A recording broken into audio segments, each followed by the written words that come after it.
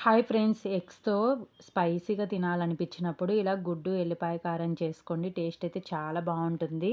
దీనికోసం కడాయి పెట్టుకొని ఆయిలు, పోపు దినుసులు అండ్ ఆనియన్స్, కరివేపాకు వేసుకొని సాఫ్ట్‌గా అయ్యేంత వరకు ఫ్రై చేసుకోవాలి. అంతలోపు ఎల్లిపాయ కారం రెడీ చేసుకుందాము.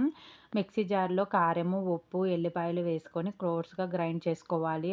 మనకు ఆనియన్స్ కూడా కలర్ చేంజ్ అయ్యి సాఫ్ట్‌గా అయ్యాయి కదా! ఆనియన్స్ అన్నీ ఇలా సైడ్‌కి అనేసి మిడిల్‌లో 3 ఎగ్స్ వేసేసుకొని తర్వాత మిరియాల పొడి అండ్ సాల్టు, పసుపు వేసుకొని కొద్దిసేపు కదల్చకుండా అలానే వేయించుకుంటే మనకు ఆమ్లెట్ లాగా ఫామ్ అవుతుంది.